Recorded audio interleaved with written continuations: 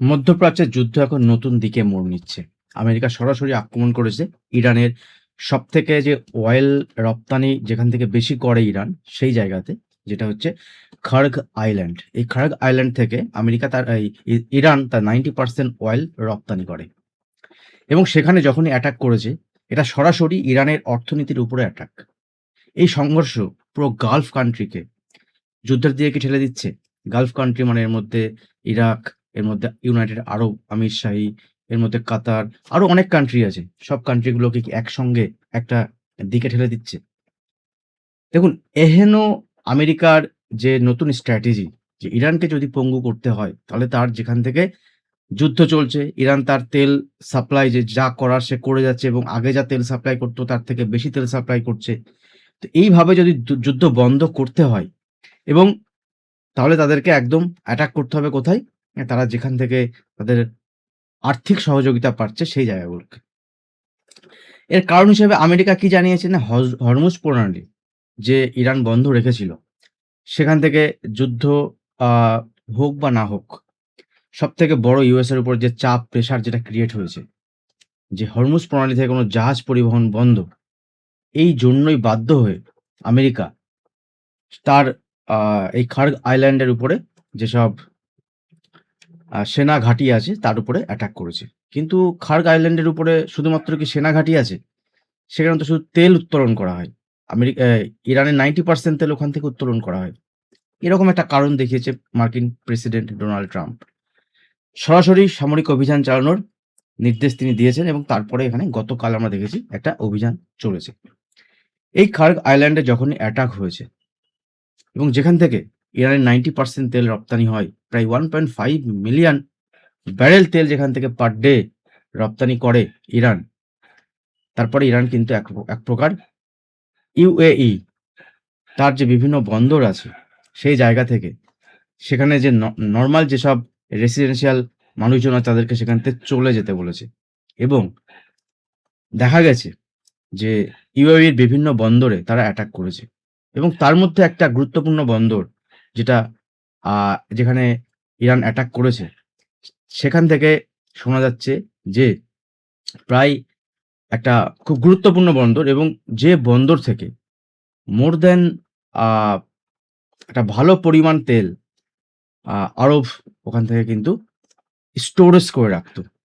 এবং যেহেতু একটা স্টোরেজ জায়গা, একটা বড় স্টোরেজ এরিয়ার উপরে অ্যাটাক করেছে এবং অ্যাটাক করার পরে এবং যে বন্দরটার নাম, যে হাবটার নাম হচ্ছে ফুজিয়ারা অয়েল হাব। এই ফুজিয়ারা অয়েল হাব ইউএইর একটা খুব গুরুত্বপূর্ণ জায়গা এবং সেখানে বিস্ফোরক দেখা যায়, সেখানে আগুন দেখা যায় এবং এই বন্দরটি অন্যতম বন্দর যেখানে অয়েল স্টোরেজ আ ফাংশন ওখানে হয়। যেখান থেকে তেল লোডিং হয়। যে বন্দরের কার্যক্রমে এখন স্থগিতাদেশ দেওয়া হয়েছে। আন্তর্জাতিক বাজারে এই আতঙ্ক ছড়িয়ে গেছে। এর ফলে শেয়ার বাজারে কি ইফেক্ট পড়তে পারে? দেখুন, তেলের দাম যদি বাড়ে, তেলের যদি এখান থেকে উৎপাদন কমে যায়, তাহলে তেলের দাম বাড়বে। আর তেলের দাম বাড়া মানে সেটা আন্তর্জাতিক বাজারে তেলের দাম বাড়া মানে ক্রুড অয়েলের প্রাইস বাড়বে। যেটা আমার প্রাইভেট গ্রুপে আমি সবসময় এটা আপনাদের সঙ্গে গাইড করে চলেছি এবং $125 পরে $90 আসে, সেখান থেকে $95, $100, ইভেন আমি কথা বলছি আপনাদের সঙ্গে ব্রেন্ট অয়েল যেটা আছে। ক্রুড অয়েল ২-৩ ইউরোপিয়ান একটা হয়, আমেরিকান একটা হয়। আর আমাদের ইন্ডিয়ান যেটা রুপিতে হয়। তো সেখান থেকে $105 লাস্ট দিন আমরা দেখেছিলাম হাই মারার পরে সেখান থেকে নিচে এসে $104 এর কাছাকাছি ক্লোজ দিয়েছে। তো সবসময় আমি ক্রুডের ভিউ রেখেছিলাম যে ক্রুডে বাই অন ডিপি থাকবে এবং ইভেন $95 পর্যন্ত। সেখান থেকে দুদিনে 10% এর ক্রুডের মুভমেন্ট হয়েছে। যাই হোক, সেসব বাদ দিচ্ছি। এই যুদ্ধের পরিস্থিতি যদি আপনি দেখেন, দেখবেন এরপরে এই যুদ্ধের সিচুয়েশন যদি আপনি দেখেন, মিডল ইস্টের এই ওয়ার এবং ডোনাল্ড ট্রাম্প এখানে বিভিন্ন কান্ট্রিকে আহ্বান জানিয়েছে, তার মধ্যে চায়না, ইউকে, জাপান। তাদেরকে বলছে যে আপনারা মানে তোমরা ওয়ারশিপ পাঠাও। কোথায় পাঠাবে? না, হরমুজ প্রণালীতে। যাতে হরমুজ প্রণালী দিয়ে জাহাজ চলাচল একদম ঠিকঠাক হয়ে যায়। এতদিন পরে কাদের? না চায়নাকে বলছে, ইউকে কে বলছে, জাপানকে বলছে। ট্রাম্প একা আর পাচ্ছে না। এবার দেখুন, ডোনাল্ড ট্রাম্পের বিরুদ্ধে যুদ্ধে জয়ী হওয়া ইরানের পক্ষে সফল নয়, মানে সম্ভাবনা খুবই কম, সফল হতে পারবে না। এটা আপনিও জানেন, আমিও জানি, এবং সেটা ইউএসএও জানে যে ইরান জিততে পারবে না, এবং সে ইরানও জানে। কিন্তু ইরান কি ডাইরেক্ট ইউএসএ তে মারতে পারছে না কিছু? ইরান কি ডাইরেক্ট ইসরায়েলেও মারা কম করে দিয়েছে? দেখুন, ইসরায়েল অনেক কিছু ওখান থেকে এনার্জি উৎপাদন হয়, কিন্তু অতটাও নয়।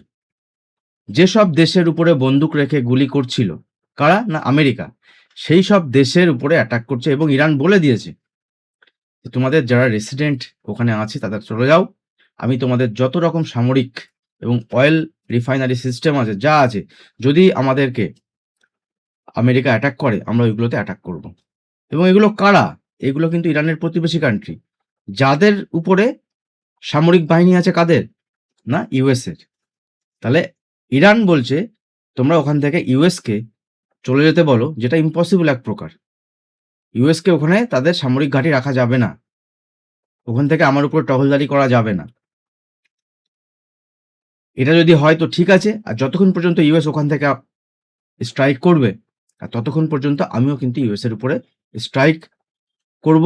কিভাবে? না আমি ডাইরেক্ট ইউএস এর যেসব ঘাঁটি আছে, বা ইউএস যে দেশ থেকে আমার উপরে আক্রমণ করছে, সেই দেশ এখন আমার এনিমি, সেই দেশ এখন আমার শত্রু।